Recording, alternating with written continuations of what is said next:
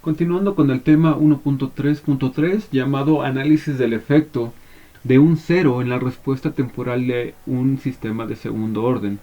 Nosotros analizamos que los sistemas van a afectar al valor de la ganancia y a la fórmula de la respuesta transitoria, pero no a la estabilidad.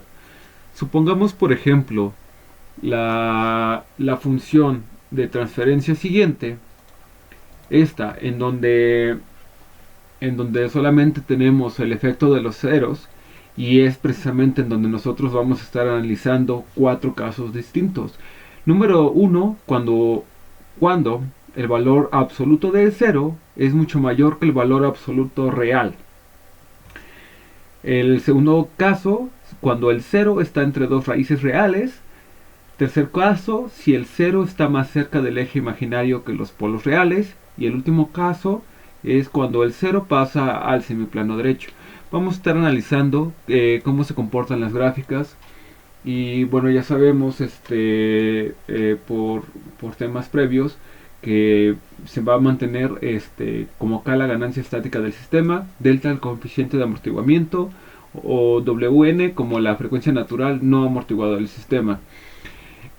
Ahora bien, en ese tema se emplean algunos conceptos un poco nuevos que es importante pues disuadir estas dudas que surgieron, ¿no? Entonces, ¿por qué nosotros buscamos el efecto transitorio, no? Pues la forma más intuitiva y sencilla de estudiar los sistemas de control es el dominio temporal, por lo que resulta en general más fácil calcular sus respuestas temporales, lo que estábamos comentando. De esta forma se puede tanto analizar el sistema como diseñarlo de forma que cumpla una serie de especificaciones de carácter temporal. Muy bien. Pero ¿qué compone la parte transitoria? ¿A qué conlleva, no? Bueno, pues la parte transitoria se caracteriza porque su influencia en la respuesta del sistema disminuye con el tiempo y representa el acondicionamiento del sistema. En tanto, hay dos partes, la transitoria y el régimen permanente. Entonces, el régimen permanente se puede definir como la respuesta cuando el tiempo tiende a infinito. Si la respuesta en régimen permanente no coincide exactamente con la entrada, decimos que el sistema presenta un error estacionario. Anteriormente ya habíamos hablado un poquito del error estacionado, que era cuando dos gráficas muy similares presentan un pequeño espacio y ese espacio va a ser el error estacionario. Eh, Teniendo en cuenta lo que se ha dicho con anterioridad, se puede analizar un sistema de dos formas diferentes, atendiendo al tipo de señal que se use para excitarlo. Los análisis en el dominio frecuencial, que no es otra cosa que estudiar el régimen permanente de la respuesta de un sistema que se ha excitado con una señal periódica de una frecuencia determinada. Y un análisis en dominio temporal, en el cual se estudia tanto el régimen transitorio como el permanente del sistema al que se ha aplicado una señal patrón elegida convenientemente según el tipo del sistema. Y bueno, naturalmente tenemos distintas señales para hacer esto, que son las señales tipo escalón, rampa y parábola. Cada una presenta distintas propiedades. Por ejemplo, la número 1, que es la entrada del escalón, es el cambio instantáneo del valor de la variable de entrada. Y la función rampa es el cambio gradual del valor de la variable de entrada. Y el último caso, que es la entrada parabólica, es el cambio gradual de la velocidad de crecimiento de un valor de la variable de entrada. ¿De acuerdo? Ahora bien, nosotros vamos a estar trabajando entonces en especificaciones del transitorio, del estado transitorio. Entonces se dice que, como se ha explicado, en general, para analizar el comportamiento transitorio de la respuesta de un sistema se utiliza como entrada la función de escalón unitario. Es muy importante eso. Y bueno, aquí empiezan algunos conceptos de lo que es el tema y las líneas de código que tenemos. Por ejemplo, si el valor absoluto del 0 es mucho valor que al valor absoluto de la parte real de los polos, vamos a anotar nosotros un comportamiento que apenas va a variar la forma de la respuesta típica, es decir, los polos dominantes.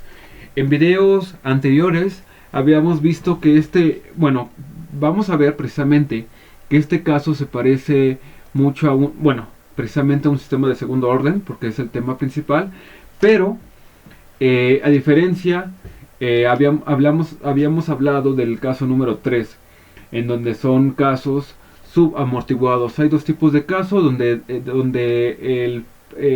el coeficiente de amortiguamiento es igual a 1 o donde es a 0. Entonces, habíamos dicho que cuando es 1, vamos a tener una pequeña amortiguación y después se estabiliza. Y cuando es 0 van a haber muchas oscilaciones. ¿De acuerdo? Para este tipo de casos, nosotros, para este caso, se va a presentar como si el, el coeficiente de amortiguamiento fuera igual a 1. Yo de esa forma lo estuve analizando. Entonces vamos a correr el sistema para ver que efectivamente cuando la influencia de un 0 en función de la respuesta temporal. Entonces vemos que se comporta como un sistema subamortiguado. ¿De acuerdo? Ahora bien, el segundo caso es en donde si el 0 está entre dos raíces reales. Vamos a ver qué pasa, ¿no? Bueno, se dice que en este caso va a variar su rapidez, pero su forma de la respuesta no va a variar. ¿Ok? Entonces vamos a presionar la tecla y vamos a ver cómo se comporta. Entonces, efectivamente, sí vemos un cambio entre el gráfico con color azul y entre el ploteo que está marcado con unos pequeños círculos. Sí se ve que la respuesta es de forma similar. Y a este caso, dado que también estamos hablando de sistemas de segundo orden, yo lo encuentro como tiene la forma muy similar precisamente a los sistemas sobreamortiguados. Simplemente que, bueno, en este caso nosotros vemos que hay una ligera pues rapidez, pero su respuesta del sistema sigue siendo prácticamente la misma. Habíamos ya dicho en videos anteriores que su velocidad de respuesta para que el sistema sea estable pues va a ser muy lenta, ¿no? En comparación de la gráfica azul con la que tiene los puntos, pues es un poco más rápida. Precisamente es lo que presenta este segundo caso. Ahora bien, nos vamos al tercer caso, en donde si el 0 está más cerca del eje imaginario que los polos reales. Ya habíamos puesto algunas imágenes. Vamos a buscarla.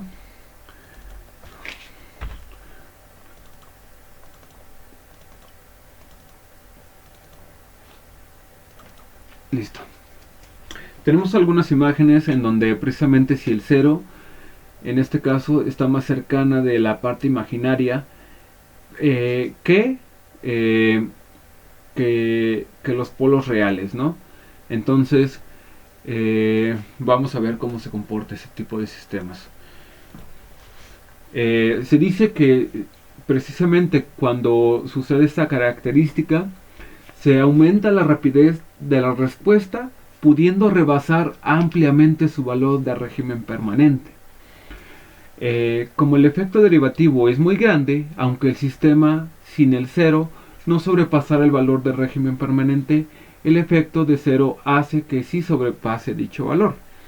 Antes de pasar a la gráfica, bueno, pues estuve estudiando algunos libros donde, según Grijón, de abril de 2003, bueno, esta gráfica ya la habíamos visto, que era un envolvente de un sistema subamortiguado. Básicamente tenemos pues algunos conceptos que hemos estado viendo, como el tiempo de respuesta, el tiempo pico, y bueno, subdemás conceptos, ¿no? Habíamos también hablado entre los tiempos, que es un muestreo en el que normalmente se toman 5 muestras, y en este tipo de temas siempre están hablando sobre el régimen transitorio, que es antes de el tiempo, vamos a ver, porque TS, que es el tiempo TE, tiempo de establecimiento, que precisamente es el tiempo donde que transcurre desde que la salida del sistema comienza a evolucionar hasta que la respuesta en torno al 2% del valor del régimen estacionario. Esto lo vimos precisamente en el tema del video anterior, ¿no? Y aquí lo vamos a estar viendo, ¿sí? Entonces, su clasificación básicamente es antes de este tiempo de establecimiento y después de. Allí es cuando se conoce que vamos a estar en una etapa de régimen transitorio y régimen permanente. Ahora, continuando a cómo se va a ver la gráfica, al parecer creo que se va a presentar igual como el caso número 3, y se mantiene al parecer esta gráfica de color naranja. Sí, efectivamente. Entonces, cuando nosotros tenemos que la condición de que el cero está más cerca del eje imaginario que los polos reales, vamos a tener este tipo de gráficas. ¿De acuerdo? Y para el último caso, que cuando el cero pasa, ahora ya no está cerca, ya pasa al semiplano derecho, ya pasa hacia acá, entonces vamos a tener otro tipo de condicional, ¿no? Y nos dice que el sistema de fase modifica sensiblemente la oscilación, ponen ejemplos de aplicaciones típicos en donde se ejemplifica el arranque de turbinas. En este caso, la acción derivativa inicial va en sentido contrario a la salida del sistema, por lo que si dicha acción derivativa es grande, el cero cercano al eje imaginario, la salida irá inicialmente en sentido contrario a la del régimen permanente. Básicamente lo que quiere decir es que se maneja aquí una pequeña curva. Normalmente estamos acostumbrados que es tipo ascendente, no, pues en este caso va a cambiar la forma. Si la vemos, es tipo descendente desde el 0, va a bajar, y después pues nosotros tenemos, bueno, pues tenemos prácticamente estos criterios que tiene que cumplir también este tipo de gráficas, ¿no? Que básicamente, para nombrarlos, es la sobreoscilación, el tiempo pico, tiempo de subida, tiempo de establecimiento, entre otros.